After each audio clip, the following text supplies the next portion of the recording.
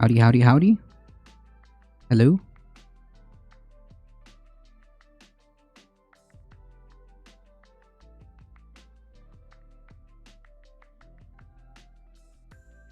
No, there shouldn't be an ad.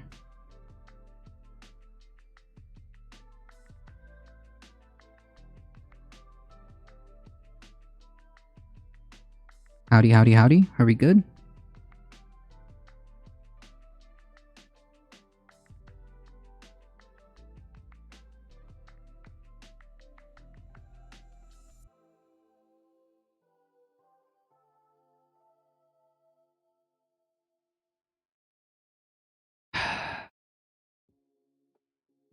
Oh, good. Okay, perfect.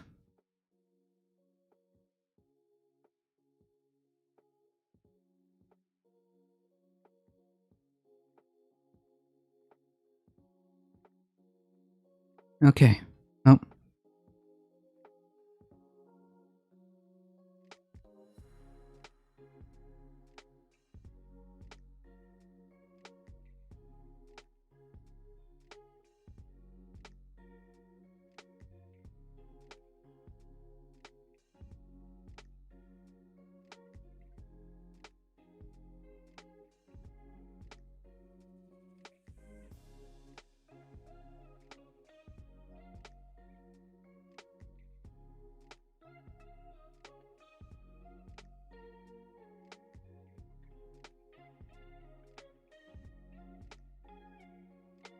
Okay. I'm out too. You take care. See you around. Thank you so much for hanging out. I appreciate that. Alright, you know what? I'm over it. We did it. Okay. So I stopped all of the silly ads that kept pestering in my attempt to make it better. It actually ended up being worse. So clearly it doesn't give you any longer of a schedule to run ads other than a top like every hour. And it was going to restart that cycle. So I was like, you know what? No, it's okay. We've got stuff to talk about. Okay. It's so annoying. I get why like it's supposed to happen once, because it's a 2-hour stream. So technically it should be once, I believe. But whatever. Okay.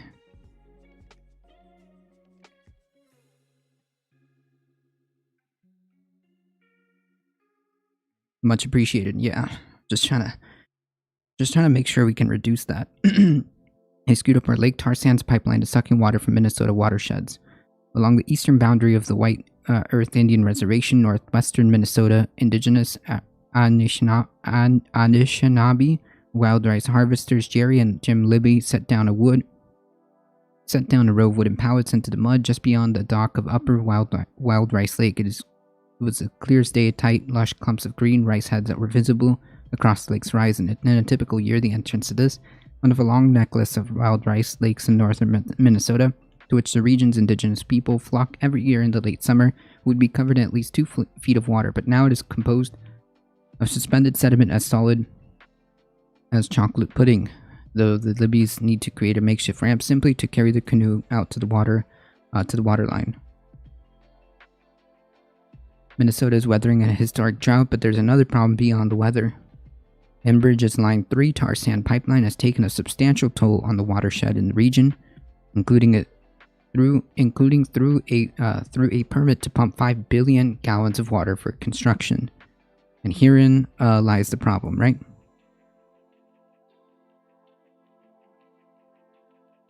What is Doom Patrol? Still want to know what that is. I need to watch more ads. I need to watch the ads that are happening. Oh, it's a comic book show. Okay. Yeah, so here's the problem right here.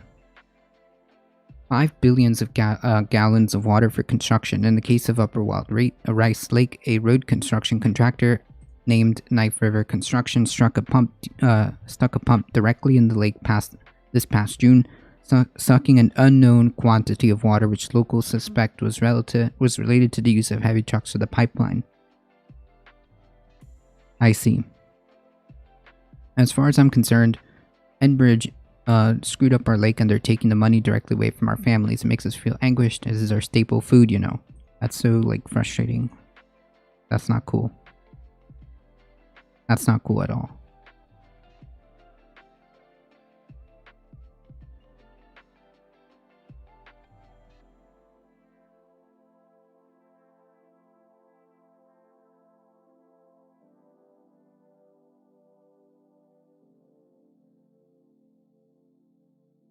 The indigenous-led struggle against Line 3, which seeks to move 930,000 barrels of tar sands bitumen daily from Alberta to a shipping and refinery hub in Superior, Wisconsin, has been the biggest environmental and indigenous land protection campaign in the U.S. this summer. More than 900 people have been arrested opposing the pipeline, including nearly 70 who were kettled in late August during protests outside the Minnesota Governor Tim Walz's residence in Minneapolis. Branded as a replacement project, the new pipeline would double the old Line 3's capacity to carry tar sands bitumen. Enbridge, a Canada-based energy company, has announced it will begin sending oil through the pipeline next month. Yikes.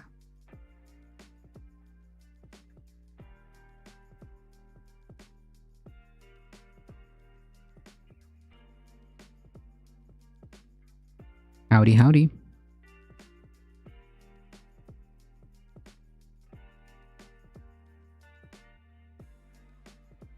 The processing and combustion of bitumen for the pipeline would release greenhouse gases equivalent to 50 coal plants, according to analysis by the nonprofit Oil Change International, thereby significantly contributing to the global climate crisis.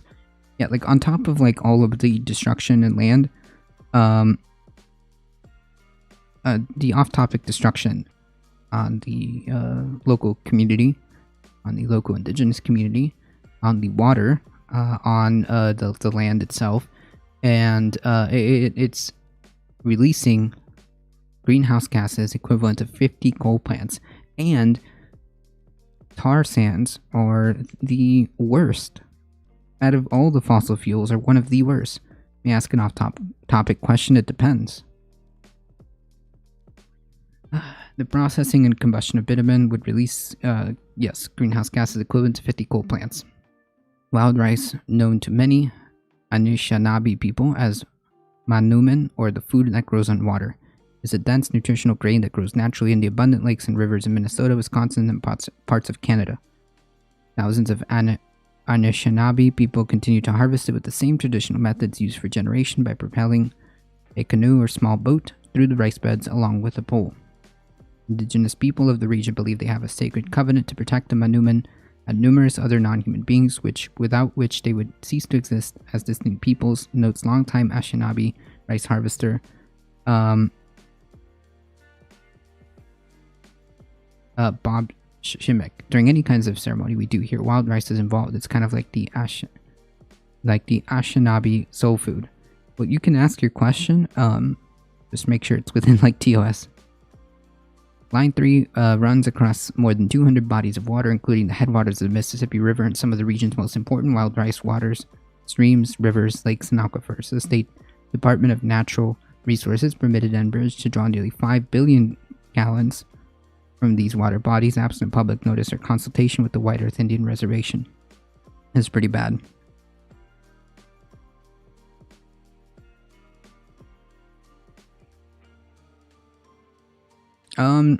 Well, I think you might want to message me that. I think you might want to whisper me that.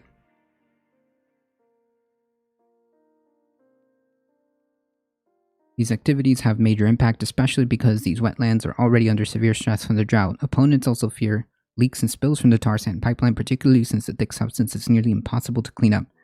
I mean, this is almost inevitable. I mean, how many times do we have to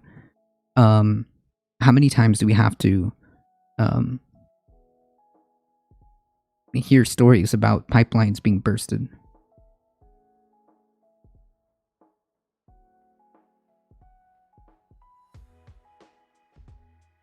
Tar sands ain't no reason to live. Who's Randy Newman? I'm not sure.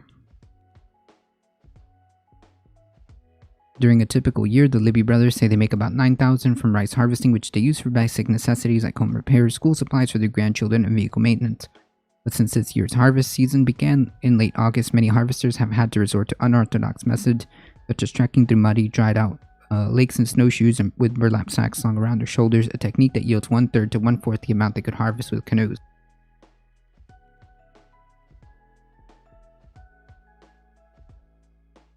Enbridge disputes the notion that they bear any responsibility for the dry conditions in the rice bed near the pipeline route, or that the pipeline has detrimental impacts to the watershed. Yeah, okay. Press X to doubt. Line 3's permit conditions protect the environment during the construction, and specifically wild rice. Again, press X to doubt. There's no reason for me to believe anything that these people say.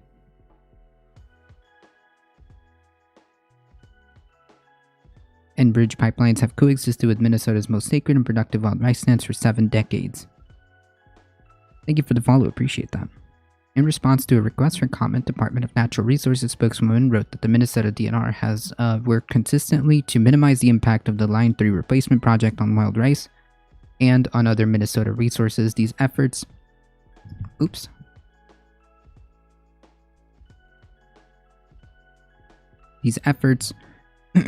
date back to our original comments to the Minnesota Public Utilities Commission regarding project routing, where we strongly advocate for route alternatives that would minimize the crossing in or near wild rice waters.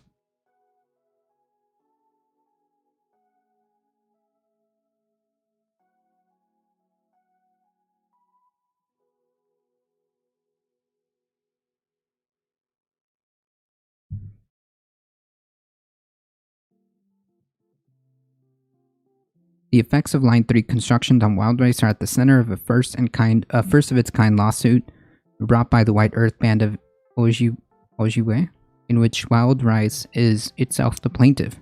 Amazing. Under a series of treaties with the Chippewa Anishinaabe people signed with the U.S. government during the mid-19th century, the lawsuit asserts that wild rice possesses inherent rights to exist, flourish, regenerate, and evolve, as well as inherent rights to restoration, recovery, and preservation. Interesting. The suit seeks an injunction against the Department of Natural Resources to void Enbridge's water permit, though the case may not be decided until after the construction is completed. Well, I mean, yikes. So then, okay. Beyond the direct effects of Line 3 pipeline, wild rice faces numerous other threats, including the climate crisis.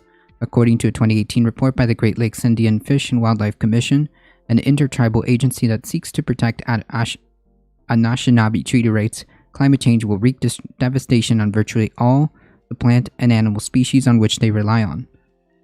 Wild rice is the most endangered of these species because of its sensitivity to flooding, drought, and disease outbreaks. Stopping Line 3 is an imperative to fighting climate crisis, opponents note, because tar sands are one of the most intensive fossil fuels in terms of carbon dioxide emissions, and because the construction of new fossil infrastructure locks in emissions for decades to come. True. For the past several months, activists have called upon the Biden administration to stop the pipeline by directing the Army Corps of Engineers to revoke the permit it granted the project during the Trump administration. According to the Anishinaabe wild rice harvester, Anishinaabe wild rice harvester Angel Stevens, a member of the anti-pipeline Manuman camp, the struggle against Line 3 is still ongoing strong. Despite the project's imminent completion, we continue to do everything we can to stop this pipeline. I wonder if there's other such cases that can be made for plants and animal lawsuits. Yeah, I wonder. I wonder if that can be made the case, especially like for it would basically. I think that an idea could be it would basically be an expansion of the Endangered Species Act. It would basically be the expansion of Endangered Species Act.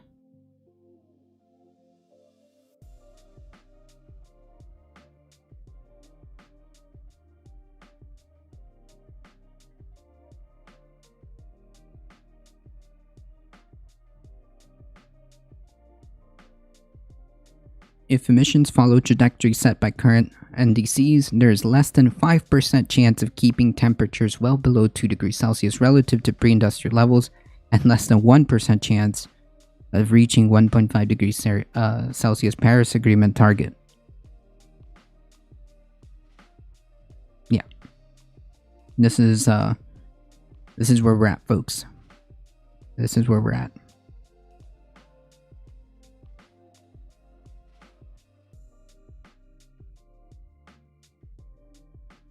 Here's an excellent comment.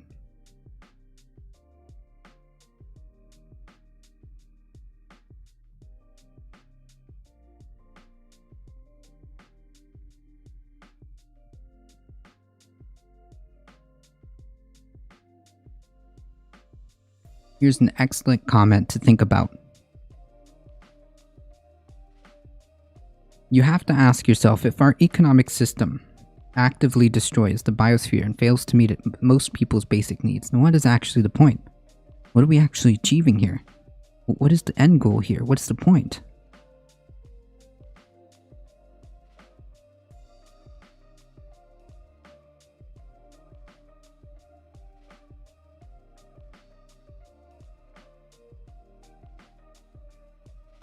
Oh, I see. Larry vaccinated. Jason Edward Hickel is an economic anthropologist whose research focused on global inequality and political ecology. Yeah, this makes sense.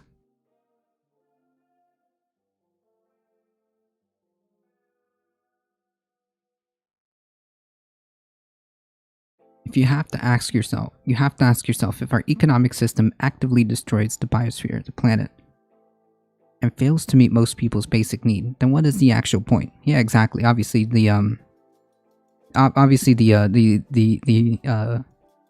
point is to get people to think. Like, then, I mean, it's not meeting most people's like basic needs. A lot of people are struggling to make like basic just cost of living. A lot of people are not able to are literally struggling day to day, paycheck to paycheck, often working more than one job just to stay afloat. Meanwhile, there's massive corporations out there who are reaping massive profits, and at the small price of, you know, the planet.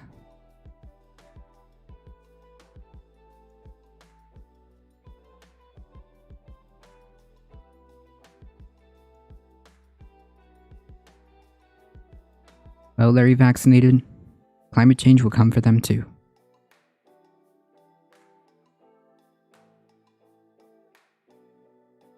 Yeah, this guy sounds pretty based. Less is more. True.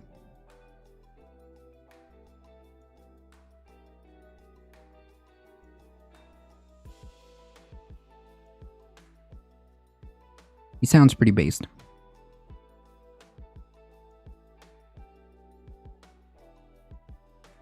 I don't think we're nearly angry enough about rich people burning down our planet irreversibly so they can get a little bit richer.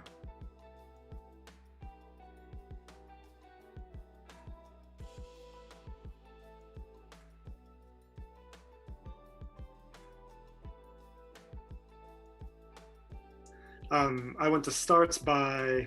want to do three things. I want to start by situating us in the context of our ecological crisis and what's at stake there. And I'm sure that most of you are familiar with this, and that's okay. I just want to bring us into that space. Then I want to describe how become your own carry-on. It's not being caused by human beings as such, but by a particular economic system, namely the capitalist world system. And then finally, I want to argue that any successful attempts to avert societal collapse will require what in ecological economics we refer to as degrowth strategies. So I'll briefly try to describe what degrowth is about. So first of all, to the ecological crisis. So of course, we're all aware of what's going on. Climate change is already having a severe impact on human communities. We know that droughts are ravaging parts of the global south. In Somaliland, in Northeast Africa, 70% of livestock have recently been wiped out by drought. In Central America, people are being driven away from their homes in mass numbers towards North America, where there's more habitable, more arable land. And in the Middle East and North Africa, a number of armed conflicts have erupted that are attributed to climate change, right? And all of this is happening at only 1 degree of warming so far. Things are set to become significantly You'll live in worse comfort off the over shores of course this Antarctica? century. Nah, even then. Even under the Paris agreements, the commitments that nations have made have us headed on a trajectory that will get us to about 3 degrees of warming by the end of the century, right? Within the lifetime of present generations, okay?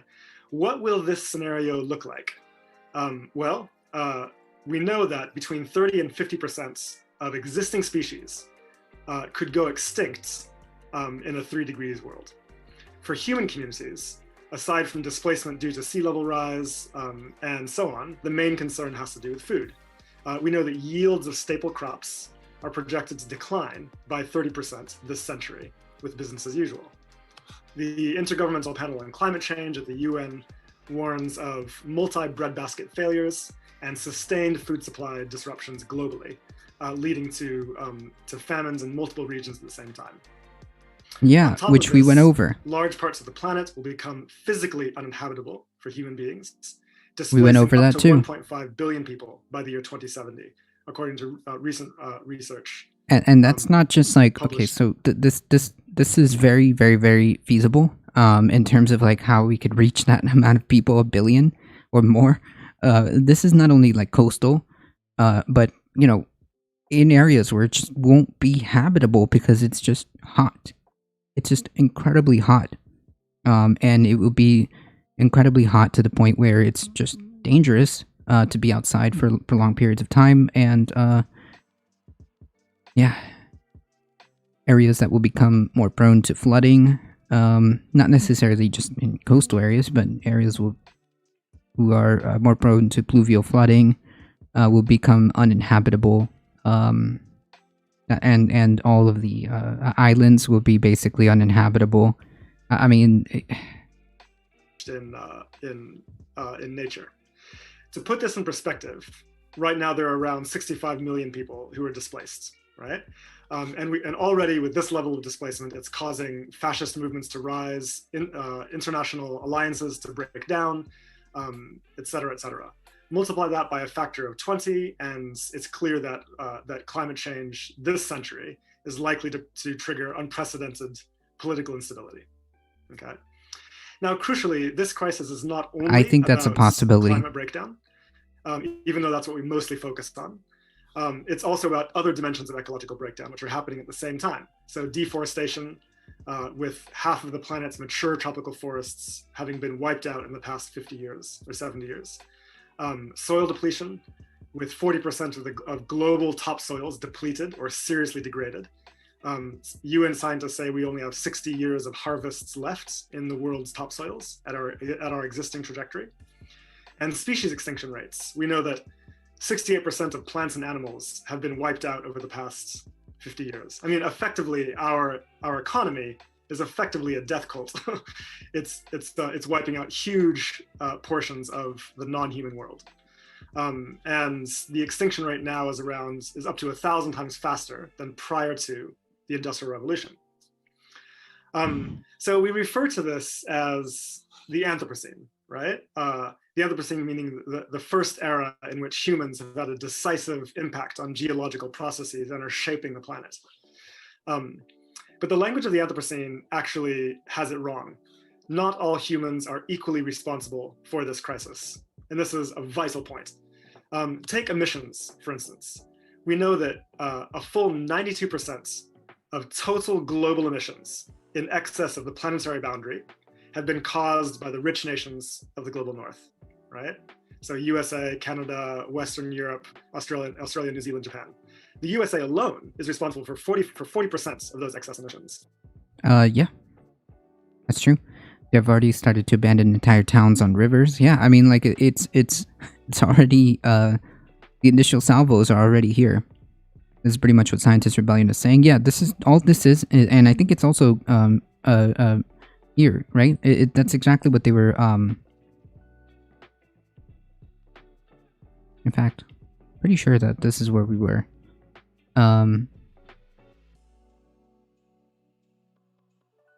Yeah, literally right where we were.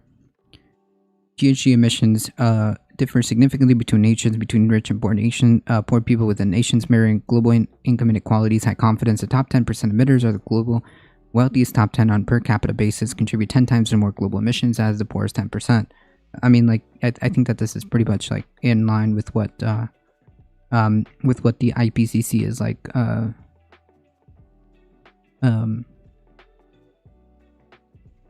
telling us. Yeah, I believe this is exactly where we were. So, yeah.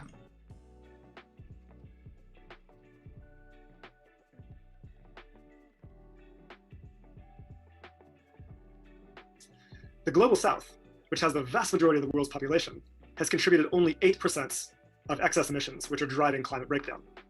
Okay, and yet the global south suffers the vast majority of the consequences of climate breakdown, right? More than 90% of the economic costs are suffered in the south, and more than 98% of the climate change related deaths are suffered by people in the south. Okay, something similar is true of resource use. We know that the people who destroyed the planet for profit need to pay for it. True. Used to think about our economy's impact on other ecological systems besides the climate is by tracking resource use. Excess resource use. Wow. Okay, the sustainable level is about 50 billion tons. Right now, we're consuming about 100 billion tons a year, so way over the sustainable threshold. All of that, and I emphasize all of that, is due to excess consumption in high-income nations. Right? If we were all to consume like the average person in the rest of the world, then there would be no ecological overshoot in terms of resource use. Right? This is significant. And where does that excess resource use in the global north come from? It's extracted primarily from the global south. Right? So the ecological impacts of excess resource use in the north is inflicted on the peoples and ecologies of the south. So the Amazon rainforest is being destroyed largely for consumption, primarily in the global north. So too with what's happening with palm oil plantations in Indonesia, cobalt extraction from the Congo, lithium extraction from Bolivia, you name it. So it's crucial to understand that this crisis has clear colonial dimensions, right? And if our analysis is not attentive to the colonial dimensions of ecological breakdown, then I think we're fundamentally missing the point. Okay. Now we're talking about ecological breakdown now as a global community, but for communities in the global south and specifically indigenous people, this crisis has been happening for 500 years, right? Like capitalism is a system that's 500 years old. The onset of capitalism was with the colonization of the Americas, right? And that was an ecological disaster that was inflicted on indigenous people, and now it's global in its scale. Okay. Well, that part. Now, crucially, this crisis is being I believe capitalism was even before then, wasn't it? Our economic system, which is capitalism. And let me briefly explain what I mean by capitalism. When people think of capitalism, they tend to think of things like businesses and markets and trade and so on. But this actually isn't accurate.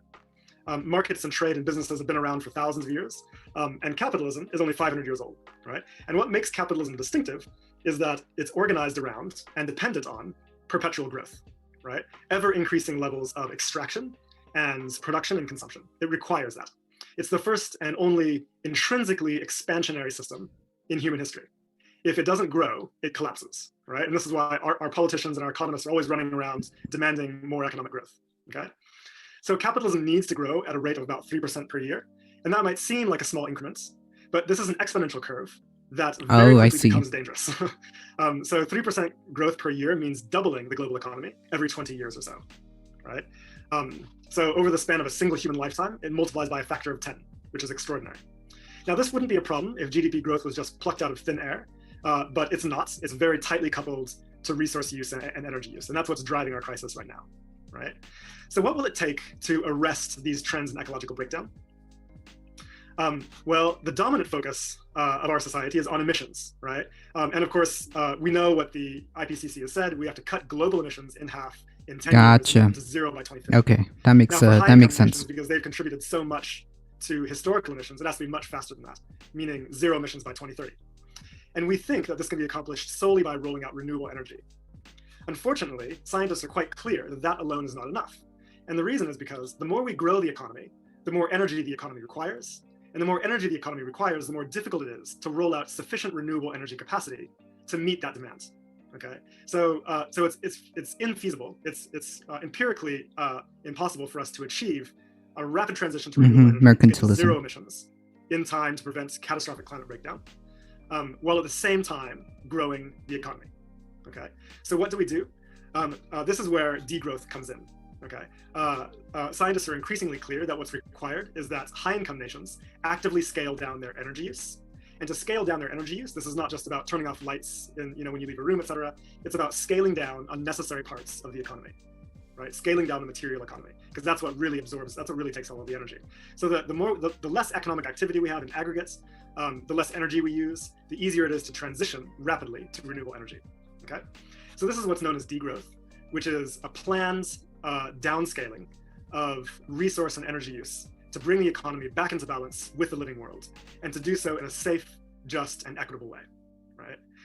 And what the good news is that we know that we can do this while at the same time improving human well-being and social indicators. And the reason is because we've been told for so many years that that GDP growth is a proxy for human well-being. We need to grow the economy to improve people's lives. It turns out this is a lie. Wow, GDP really? was never designed to measure human well-being. It was designed to measure the welfare of capitalism. And the fact that we've all come to see GDP growth as a measure of the welfare of humans rather than the welfare of capital is an extraordinary ideological coup on the part of capital.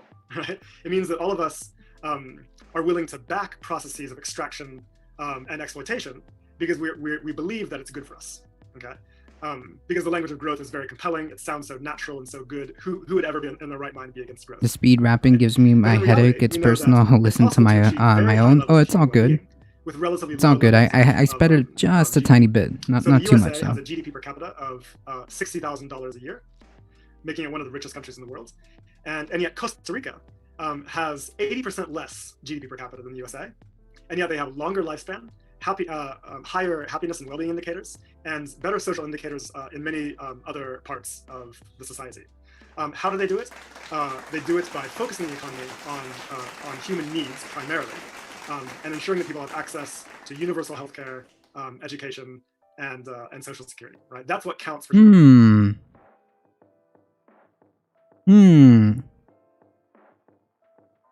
Costa Rica, a nation that decided to focus its resources and focus its priorities on the on its citizens' well-being, on health, education, social services, and the environment, is consistently on the top 10 of happiest places to live. Consistently.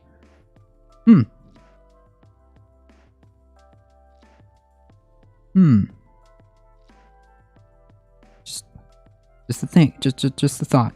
Costa Rica is indeed poggers. Human flourishing. So, in my last just 2 minutes, maybe even less, let me just think briefly about what's required to get us from here to there in terms of how do you manage a kind of degrowth scenario. The first step is to abandon GDP as an objective and focus on what you want to achieve directly, instead of assuming that that just growing the GDP is magically going to accomplish your objectives. So if you want to improve education or healthcare or wages, target those objectives directly and don't worry about what happens to the GDP. So focus your economy on what you actually want to achieve. The next step is to actively scale down ecologically destructive and socially less necessary industries. And we can have a conversation about what that is. Do we really need, as much SUV production as we have, or arms production, or private jet production? As much private transportation, et cetera, as much advertising, right? There are key parts of the economy we can scale down because they're totally unnecessary. These are fascinating,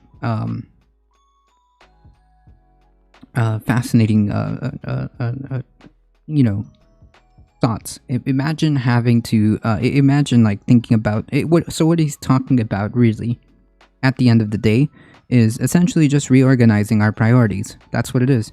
It's reorganizing our priorities and focusing on the things that need to be focused on. Food, housing, education, healthcare, all of these in the service of trying to get us to what he calls degrowth and an attempt to roundabouts solve climate change. And part of that is going to have to come to terms with, like, maybe we don't need a bajillion SUVs, around.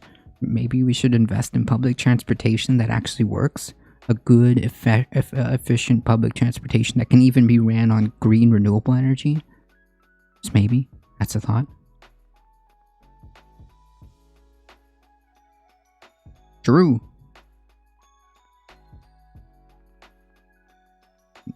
They cause so much, like, waste and damage. Be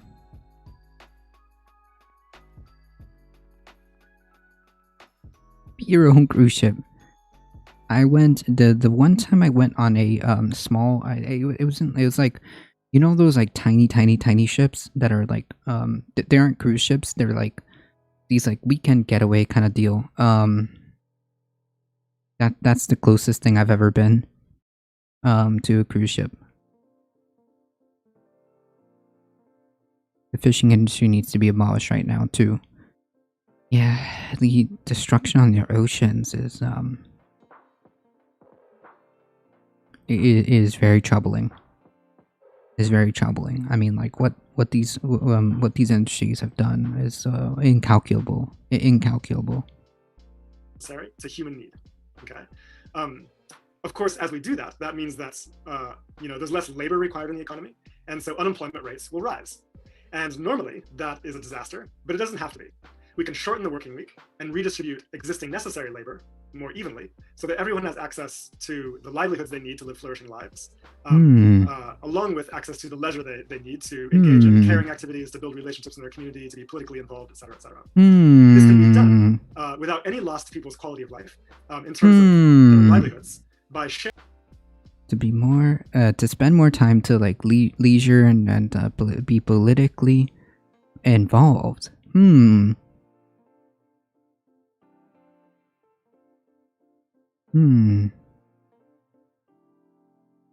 What a thought. What a concept. What a concept. Imagine having the ability to actually be able to participate and engage actively in what's happening in your community, because you don't have to worry about how you're going to put food on the table. You don't have to worry about working 60 plus hours a week. Interesting. It's weird. Interesting. So what you're talking about is have a world where people could actually have leisure time, be taken care of, work, and have their basic needs met, and have the ability to participate.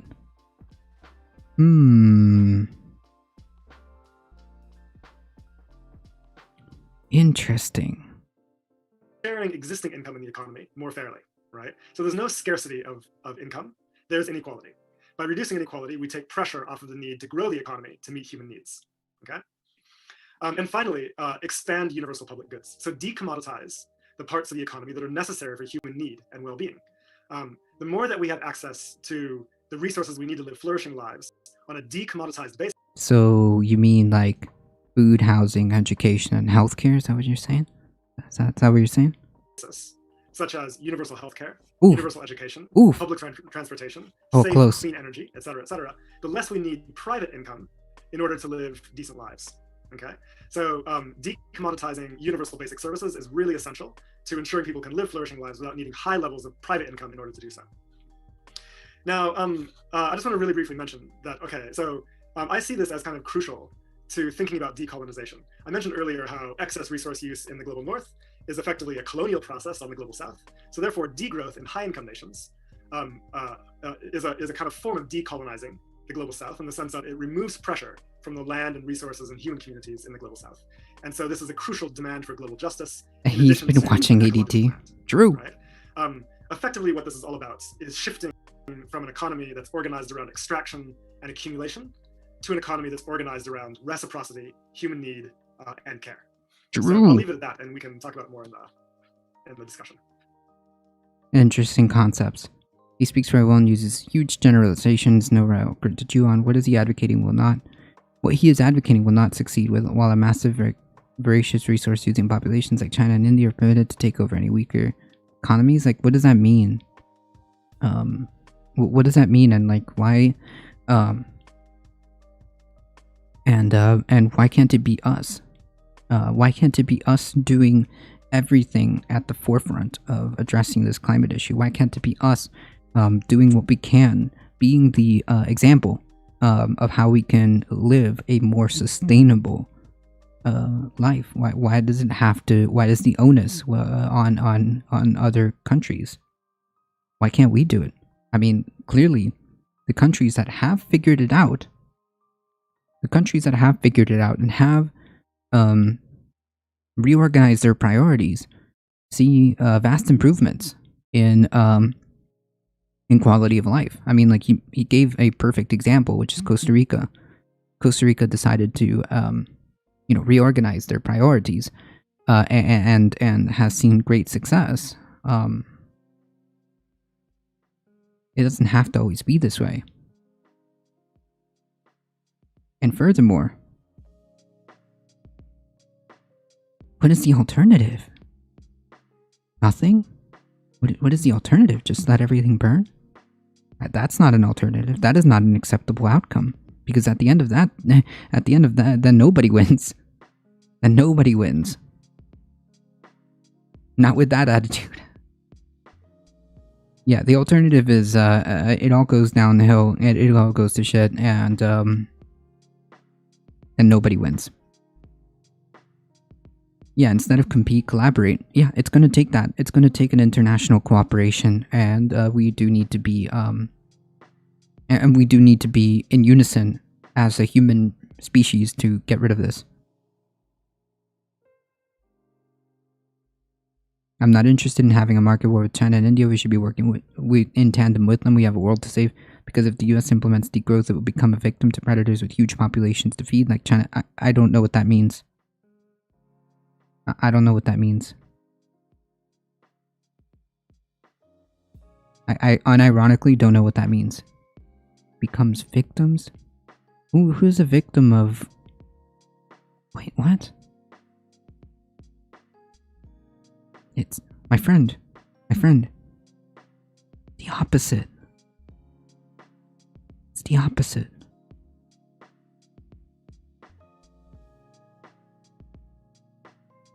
Wait. How did you think that they had all of these? Who runs all the factories there? Wait. Wait. It's the other way around, fifth dimension. Whose factories are there? Whose factories? Whose companies are there? Degrowth is about getting rid of useless waste, making our society less efficient. True.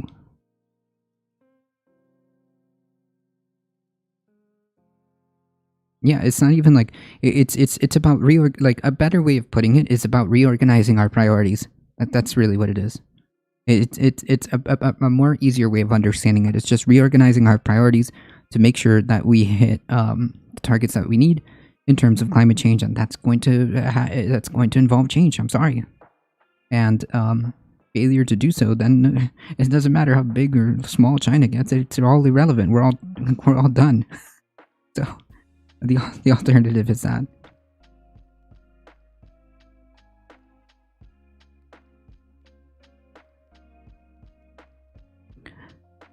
Is going around and funding other countries out of growth, out of complete destitution and lack of infrastructure. Damn, maybe it should be us then.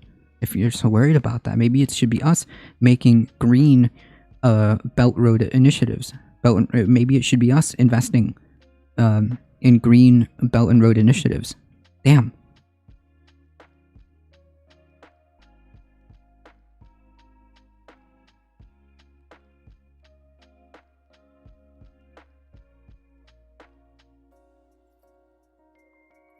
This one's going to be a short one. Wildfire reaches giant forest. Fate of giant sequoias. This is depressing.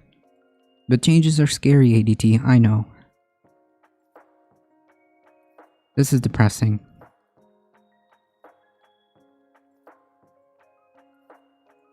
I hope they're able to save them.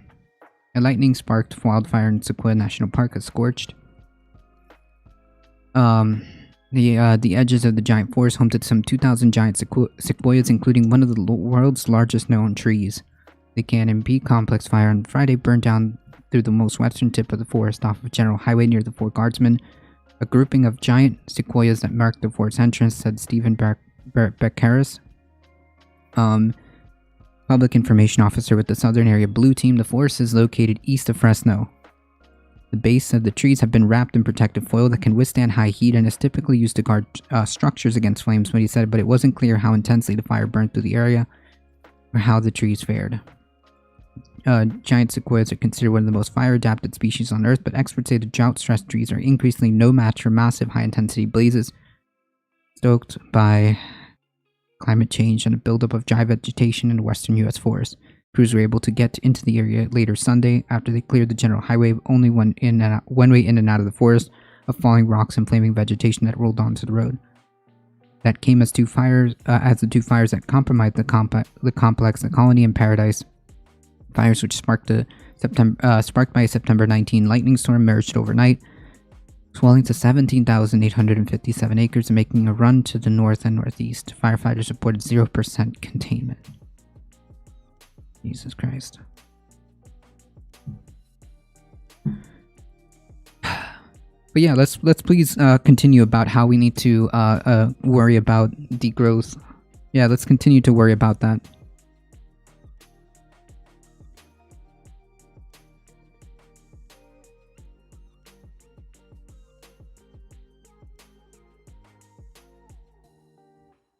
It will just demand more and more of Earth's resources. Yeah, but the problem isn't the problem right now is our unsustainable use. And you're assuming that what they'll do is just a continuation of business as usual, that they won't adapt either, which is just untrue. The reality is, and it's, it's sad, but it's a joke here. But even China and India are doing more to implement green policies than we are. You're assuming that all it is just business as usual. You're assuming that they're doing this with our mentality, but that's not really the case. And furthermore, as Reddit Forward just pointed out, developing nations as they develop tend to reduce birth rates. It's just the trend that has always happened. It continues to happen. That's why we are currently experiencing a decline in birth rates and stuff like that. So, first of all, it's whataboutism. Second of all, you're assuming that they have the same mentality that we do. And third of all, what does that mean? Aggressive means to achieve their own. You're assuming that they're doing what we are. And furthermore, that doesn't excuse inaction on our end. How are we supposed to get global cooperation if we don't have an example, if we don't lead by example? How are we supposed to be able to go to the international community and say, this is what we need to do? Meanwhile, we have done none of it. What leg do we have to stand on? So no matter how you look at it, you're just wrong. You're just wrong.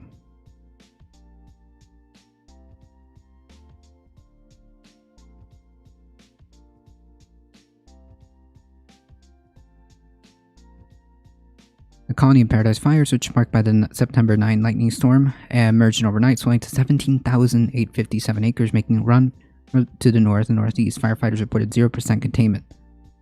As of Saturday afternoon, the fire had not affected most of the giant forest, including the famed General Sherman tree, which believes to be the largest in the world by volume. The tree is on the north end of the forest. Authorities were not sure whether the flames would reach there later that day. That's so sad. Critical thought is necessary in these commerce. Stop buying into the Fox News and CNN propaganda.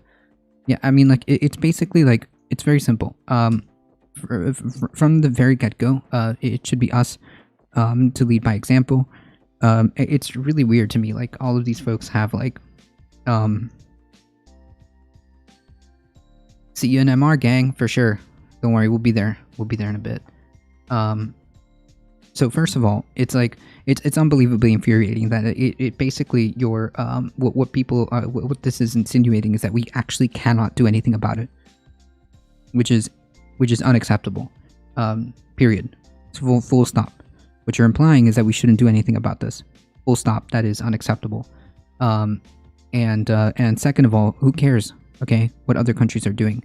We have the ability to affect what we do here, so therefore we should do what we can within the tools that we have, within the time that we have, to enact the changes that are necessary. I mean, like that's it.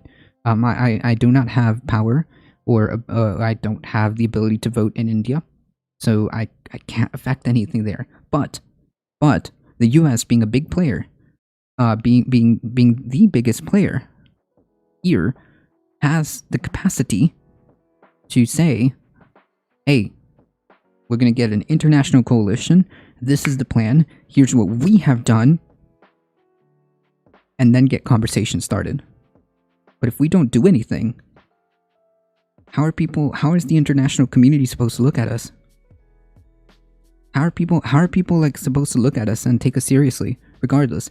And like I'll even play to like where I'll even play to this tune. Where's that American exceptionalism? Hey K-How, where is that American exceptionalism? Where is that American exceptionalism that we can do anything? That we can do anything, that we can be world leaders? Where's that attitude? Or does that just not count anymore?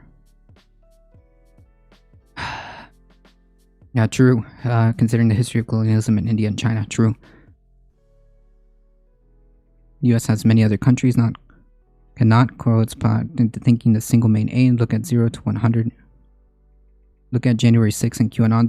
That's I'm not understanding where the disconnect is here, but the point is, enough of us need to be on board. Enough of us have to be convinced that this is a problem in order for us to affect change. The reality is, while there's still time, we should try to do what we can within the time that we have. I mean, anything else is unacceptable. Anything else is unacceptable. We have to do what we can within the time that we have, within the tools that we have.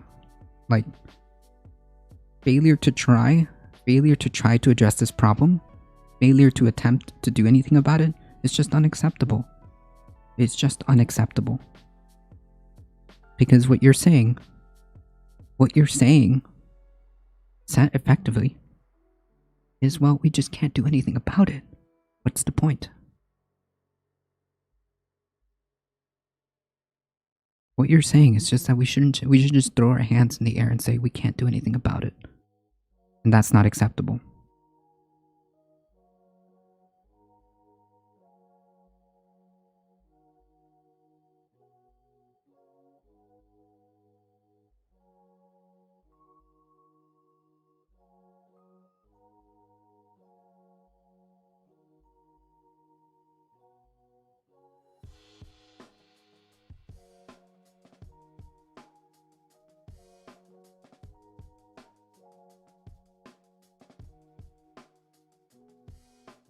What percentage of influential Americans are climate change deniers? It doesn't matter. It could be 1%. I'm not interested in that. I'm interested in what I can do right now, within what I have.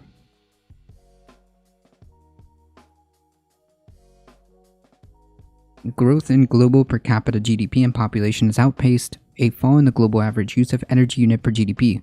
However, a growing number of countries have entered a period of sustained GHG emissions, reductions in the absence of economic crises, high confidence. Materials and energy consumption associated with... Oh, so by the way, folks, sorry. Oh,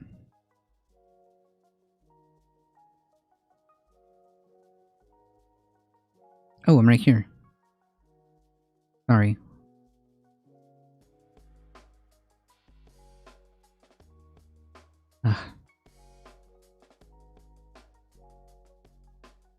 Please feel free to check this out.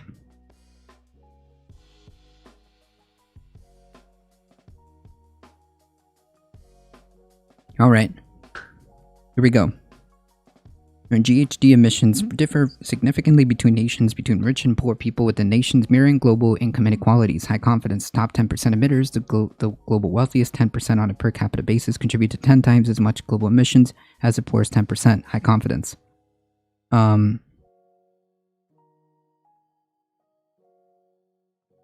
Providing universal access to modern energy globally will have negligible emissions impact. Doesn't mean we shouldn't try. Average per capita GHG emissions in 2018 were 13.1 trillion CO2. Is this gigatons? Is this gigatons? Per capita in developed countries, 14.7 tons of wait. Okay. Average per capita GHG emissions in 2018 were 13.1 tons of CO2 per capita in developed countries, 14.7 tons of CO2 per capita in Eastern Europe and West Central Asia, 5.8 tons per capita. What, equal per capita? In Latin America and Caribbean, 5.7 tons of CO2 per capita in Asia and developing Pacific, and 4.2 tons of CO2 per capita in Africa and Middle East. Inequality in GHG emissions between countries have decreased in the last decade in correspondence with steady global economic growth and decline in the global carbon GINI. High confidence. 35% of global cumulative GHG emissions between 2010 and 2018 were from developed countries, and 3% from least developed countries. Developed countries account for 17%, and least developed countries 13% of the world's population. Consumption-based CO2 emissions from the production of goods and services finally consumed in developed countries peaked in 2007, about 17 gigatons of CO2, and declined subsequently 46% of developing country CO2 emissions in 2010 and 41% in 2015 were from export production to developed countries. The exports. Within countries, inequalities increased for both income and GHG emissions between 1980 and 2016, with the top 1% accounting for 27% of income growth. The global richest 10% contribute about 36 to 45% of global greenhouse gas emissions, while the world's poorest 10% contribute about 35%. High confidence. The richest 10% live on all continents, with 2/3 in high-income regions and 1/3 in emerging economies. Most of the lowest 10% emitters live in sub-Saharan Africa, Southeast Asia, Central Asia, and Latin America. These regions are home to almost 20% of the global population, lacking access to electricity, and 37% lacking access to clean cooking. Eradicating extreme poverty would increase global CO2 emissions only slightly. Interesting. The consumption patterns of high-income users are associated with large carbon footprints. Top emitters dominate emissions in key sectors. For example, the top 1% account for 50% of GHG emissions from aviation. High confidence. Growing within country inequality and GHG emissions create distributional and social cohesion dilemmas, compromise social trust, and affects the willingness of both the rich and poor to accept mitigation and other policies to protect the environment. True.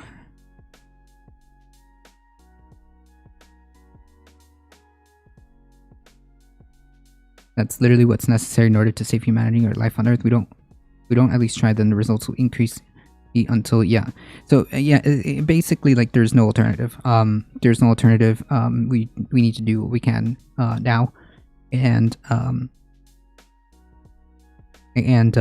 that should be our priority. I would say that addressing this issue would be probably number one, in my opinion. And with that comes with other, changes necessary. The consumption of higher income consumers associated with large income footprints, top emitters dominate emissions. Oh, yes. So, growing within country inequality and GHG emissions create distributional and social cohesion dilemmas, compromise social trust, and affects the willingness of both the rich and the poor to accept mitigation and other policies to protect the environment. The rich are too busy getting themselves rich, and the poor are too busy trying to find food, trying to put food on the table, and they won't be inclined to accept environmental policies because they're just too afraid of their needs not being met. That's what it is. No, I blew it. Spread it forward. I think that there was like a reset in the stream, and I blew it, but that's okay.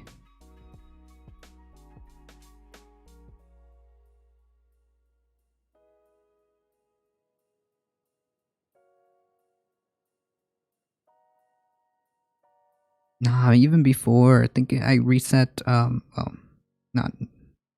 not by my own not by my own will, but the stream was reset, and well,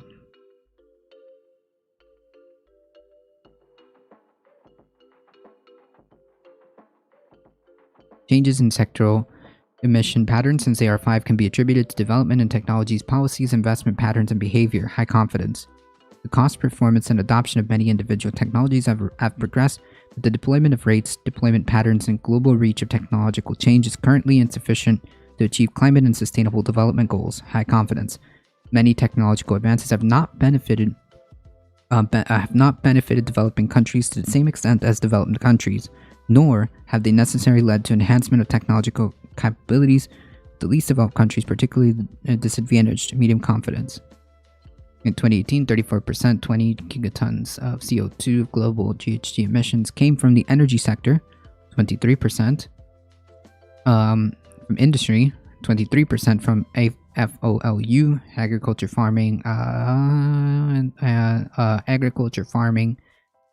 ocean land use, I think. 14% from transport, 6% from buildings. When indirect emissions from energy use are considered, the relative shares of industry and building emissions were 33% and 17% respectively. While the average annual GHG emissions growth between 2010 and 2018 slowed significantly compared to the previous decade in energy from 3.2 to 1.4%, and the industry from 5% to 1.7%, industry sectors, average annual growth in the transport sectors remained roughly constant, about 2% per year. High confidence. That's right. The agriculture is a bigger percentage than all transportation, right? Since 2010, the rapid cost decreases of solar, wind, batteries, and the capacity installed has exceeded previous expectations. Solar and wind now provide 7% of total electricity supply. In the last 12 years, the AFOLU sector has achieved mitigation of 0.7 gigatons per year. Medium confidence, with biomass producing, contributing to 2/3 of modern renewable heating and cooling in buildings and industrial processes, and biofuels contributing 90% of renewable energy in the transport sector. High confidence. Policy instruments have been a key driver for changes in several countries. Medium confidence, though recent reversals of past gains illustrate the difficulty of sustaining policies. Oh, I see. Agriculture, forestry, and other land use. I was thinking agriculture, farming, and ocean land use. Womp womp. That makes more sense.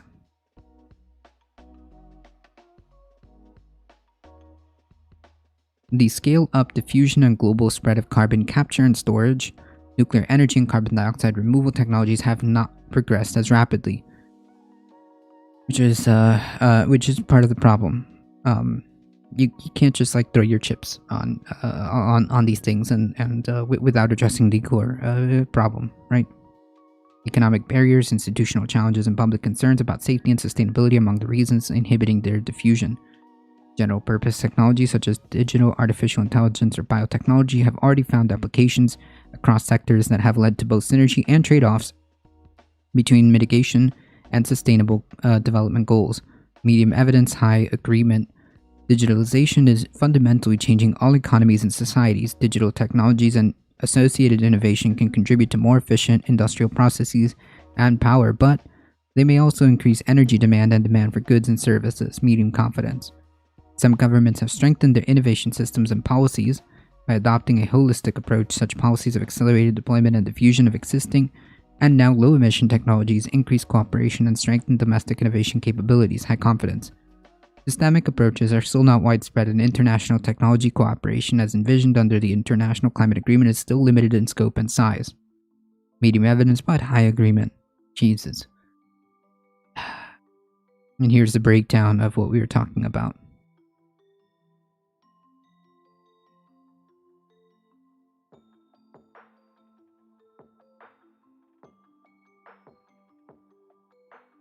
Wow.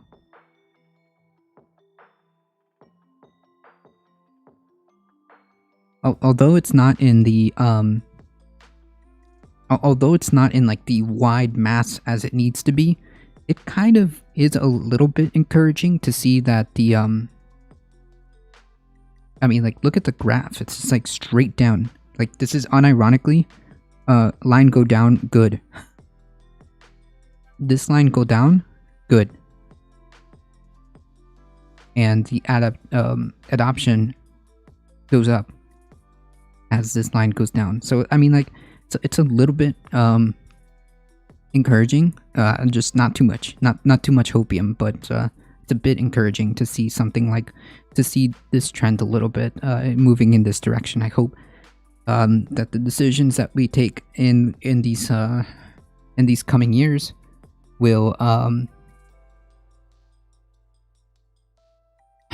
continue that in a mass scale, and the decisions or indecisions are going to end up deciding what end of the spectrum we get in terms of climate change. What which of the 5 scenarios closest do we get to? Just depends on what we do here now. But this is sort of encouraging. Sort of encouraging.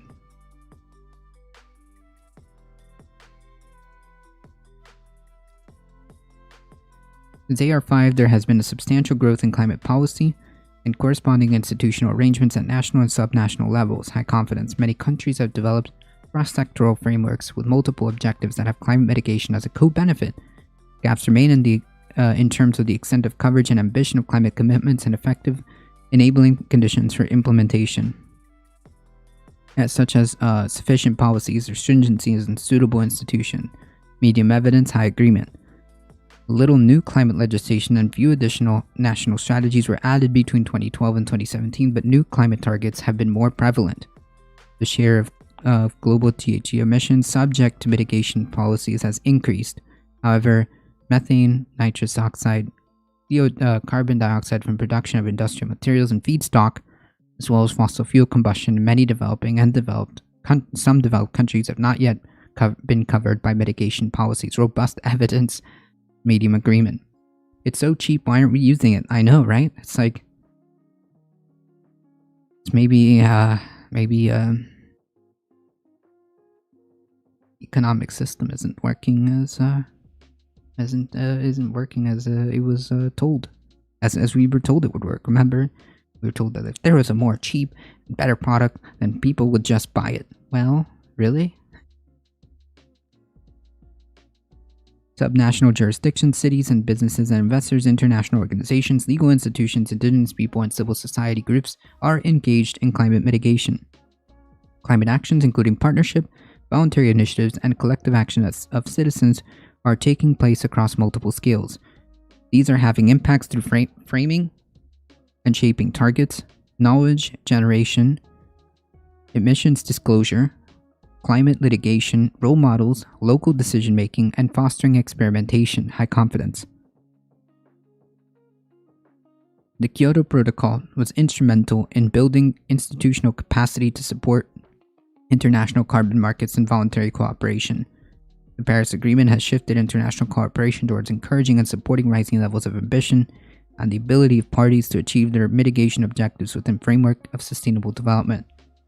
The effectiveness of the Paris Agreement, on which views differ, depends on the success of its facilitative approach to mitigation ambition built on procedural commitments, normative expectations, transparency, and peer pressure. High confidence. In other words, although it is there and it is goals that we need to reach, there are no real ways of enforcing it, I guess it would be the word. There's no real like legitimate commitment. There's no real like, oh, you have to do this. There's no incentive or punishment. Nothing. It's just a whole bunch of people said that we're gonna do this and ended up not doing that. Recognition of the need to align financial flows with climate goals has created significant momentum in finance industry. However, financial flows for both adaptation and mitigation have increased only modestly, from 343 to 385 billion annually in 2010 to 2012 to approximately 546 billion in 2018. Medium confidence. Financial flows linked to mitigation are a factor of 5 below the average levels needed to limit warming. Jesus Christ. Warming to 2 degrees Celsius. Flows are unevenly distributed across regions and sectors and stakeholders. High confidence. Yikes.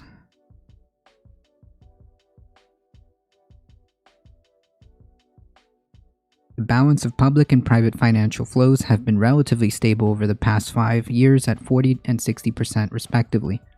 Private sector has driven increased financial flows towards the renewable energy sector. In other words, where financially viable business models and appropriate risk assessments are less well established, there are barriers to the mobilization of the private sector finance. High confidence. Markets for green bonds and sustainable finance products have expanded significantly since AR5, reflecting investor preference for scalable and highly standardized investment opportunities. Global emissions in 2030 are projected on a continuation of current policies exceed the current national pledges. In turn, pledges are not consistent with long-term emission pathways that would likely limit global warming to 2 degrees Celsius during the 21st century. High confidence. Existing and planned infrastructure and investments, institutional inertia, and social bias towards the status quo are leading to a risk of locking in future GHG emissions that may be costly or difficult to abate due to early decommissioning, underutilization, and devaluation of stranded assets. Unbelievable. Current policies lead to median projected global GHG emissions of 57 to 70 gigatons.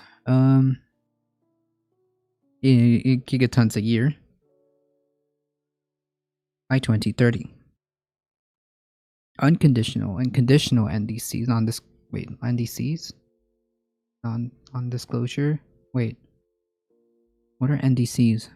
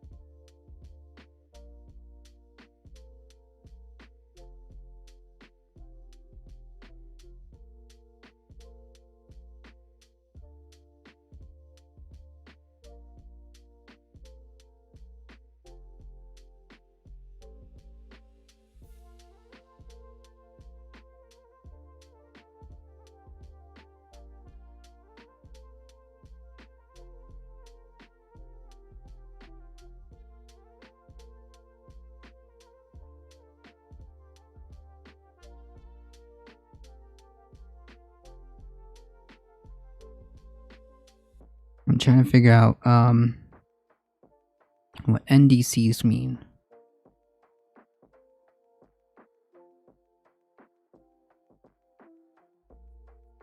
National climate plans highlighting climate actions including climate-related targets, policies, and measures governments aim to implement in response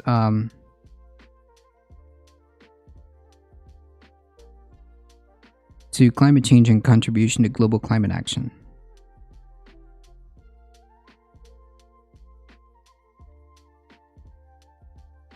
Okay, this makes a lot of sense.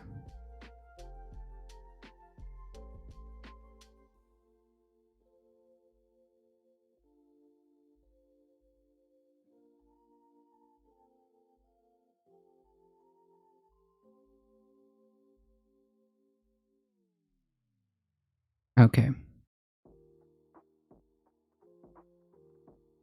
Oh, okay, so this makes a lot more sense. Unconditional and conditional NDCs lead to projected emissions of 59 and 56. 59, 55 to 56, plus or minus, I imagine, and 56, 52 to 61 gigatons a year, respectively. Medium confidence, high agreement. The emissions gap in 2030 between unconditional NDCs and cost-effective long-term mitigation pathways is 25 to 34 gigatons, 21 to 31 gigatons. We're limiting warming to 1.5 degrees Celsius or no, or low, 0.1% degrees Celsius overshoot, 50% chance, and 15 to 23 gigatons, 11 to 20 gigatons for limiting warming to 2 degrees Celsius, a 66% chance. The comparable gaps are conditional. NDCs are 23 to 29 gigatons and 6 to 10 gigatons respectively. Medium evidence, high agreement. Estimates of committed CO2 emissions from current fossil fuel infrastructure are 658, 455 to 892 gigatons of CO2, depending on the assumed decommissioning rate of capacity utilization. Estimated committed CO2 emissions for current and planned fossil fuel and energy infrastructure are 856, 597 to 1126 CO2. Estimates for committed emissions from fossil fuel infrastructure, 597 to 1126 gigatons of CO2. Estimates for committed emissions from fossil fuel and energy infrastructure are nearly double the remaining carbon budget for limiting warming to 1.5 degrees Celsius with 50% probability of 390 gigatons of CO2. Medium evidence, high agreement. These estimates do not cover planned infrastructure from industry, buildings, and transportation for which there is no data. Current average. Okay, so I think we're gonna finish this here. Current average lifetime for coal and gas power plants are 39 to 36 years respectively. To limit warming to 1.5 degrees Celsius, it is estimated without reducing utilization rates or large-scale retrofitting, enabling biomass use or carbon capture, I guess, or CCS, and assuming that no plants proposed assuming that no plants proposed or under construction come online, the average lifetime of coal and gas power infrastructure would need to be limited to 9, 5 to 10, 20, and 12, 9 to 14 years respectively. To limit warming to 2 degrees Celsius with 66% probability, the comparable estimates are 16, 6 to 28, and 17, 20 to 25 years. So that's what we're looking at. These estimates are further reduced if it's assumed that plants proposed under construction come online. Factors limiting ambitious transformation, including structural barrier and incremental rather than systemic approach, lack of coordination, inertia, lock-in to infrastructure and assets, and lock-in as a consequence to vested interest, regulatory inertia, lack of technology capabilities, and human resources, high confidence. Ooh.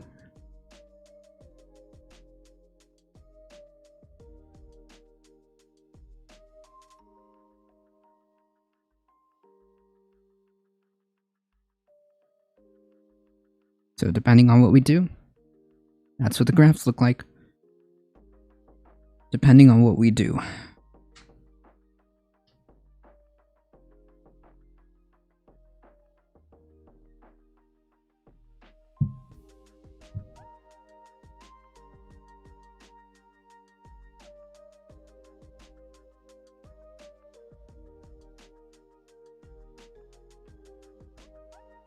These are the scenarios that we could look at depending on what type of NDCs, mitigation proposals that we do.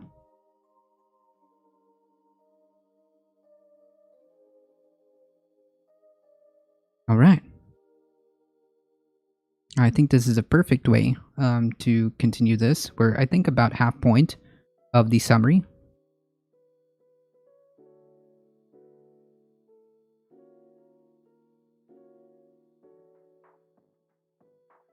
You want the hopium?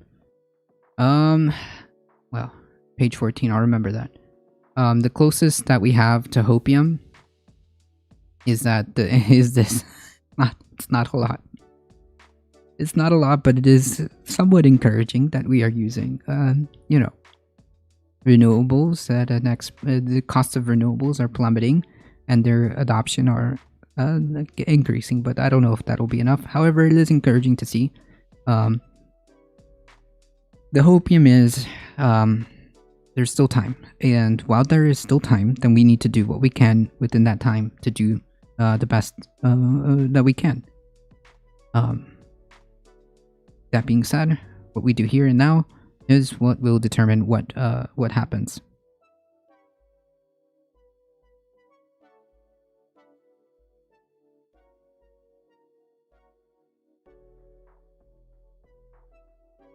Right, that is the hopium.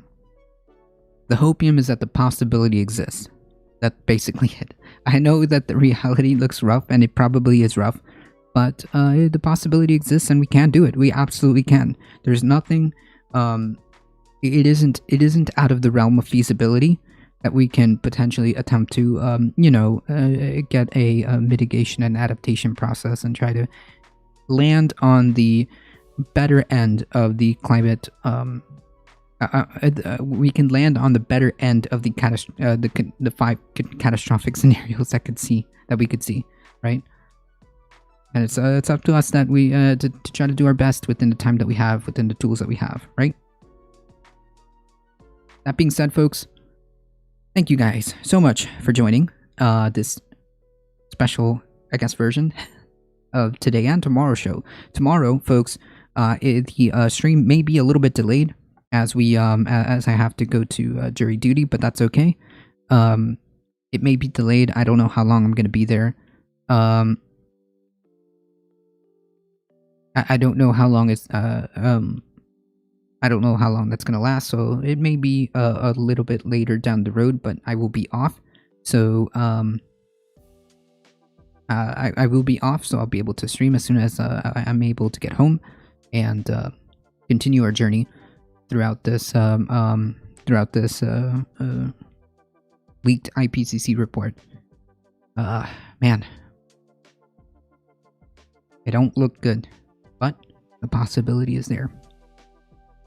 UK London Orbital is being... I don't know if I would use the term invaded. That's a weird term. The point is, people need to be aware of this problem, and clearly the status quo isn't fit to fix it, and the more people are aware, the better. I mean, I don't see... Our options are becoming more and more limited. Can we just have nuclear fission? Well, we would need to buy us enough time to fix. We would need to buy us enough time to even think about it.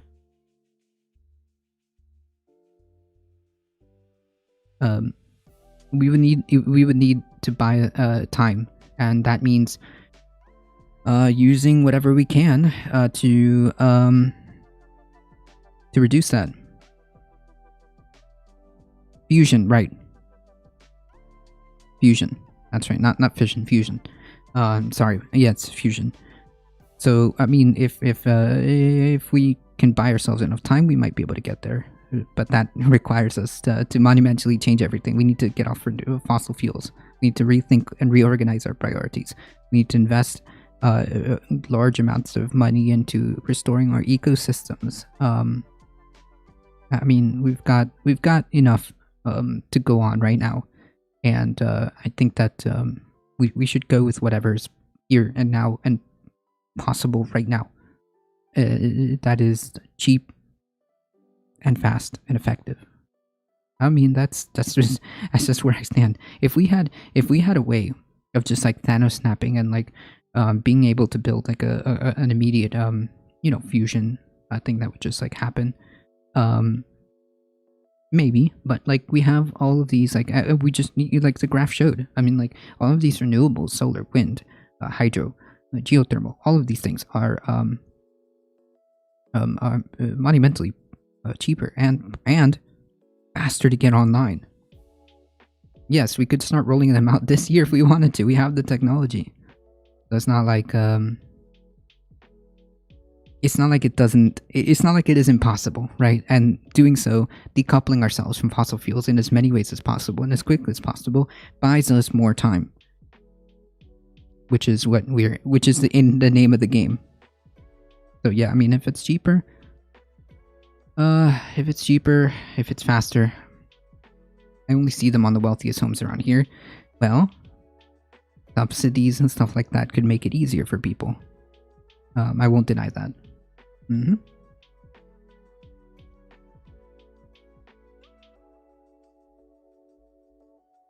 that isn't cause for then saying, hey, why don't we just give them subsidies instead of the fossil fuels? They're building a huge solar panel in my city, near my city, which is good news. Nice.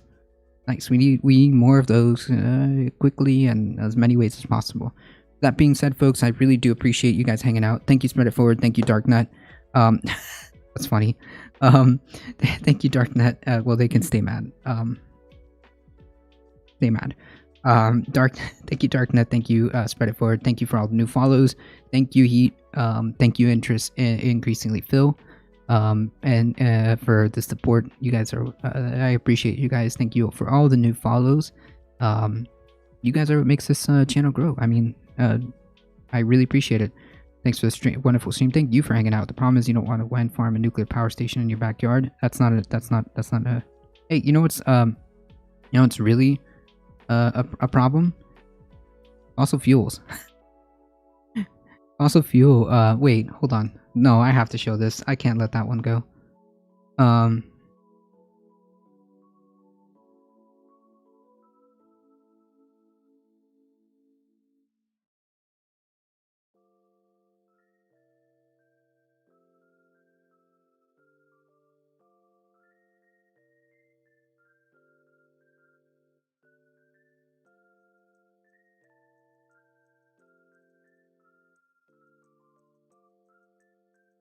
Yeah, tell me again about how these are.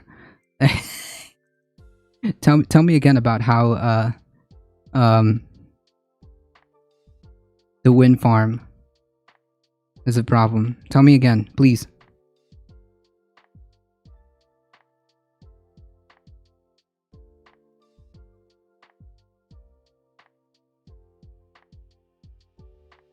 The shipping canal in Houston.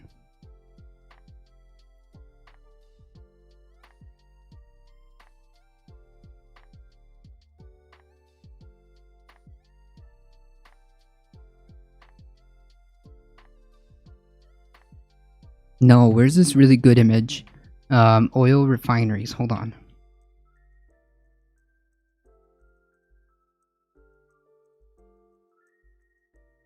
Oh yeah, what a sight for sore eyes.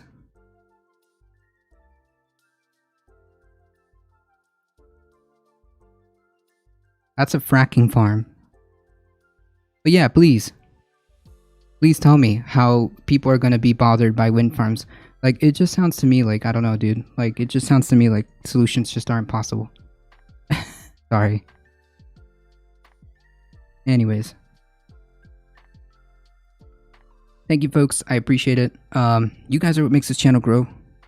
Please follow, subscribe to the thing, to the YouTubes, to the Twitters, and Discords, and all that awesome stuff. I appreciate all of you guys hanging out here. As always, please. And sour throat and chemicals. Well, yeah, of course. Spread the word far and wide that this is the chillest place to be for news and politics. As always, stay safe. I love y'all, and I hope to see you guys in the next one. Tomorrow, folks, don't forget, it will be a different time. I'll keep posting it on the Discord. So, yeah, this is like some compulsive contrarianism, so I just stopped at this point. Join the Discord for to keep up with the latest channel news for tomorrow. As always, I love you all, and I hope to see you guys in the next one. See ya!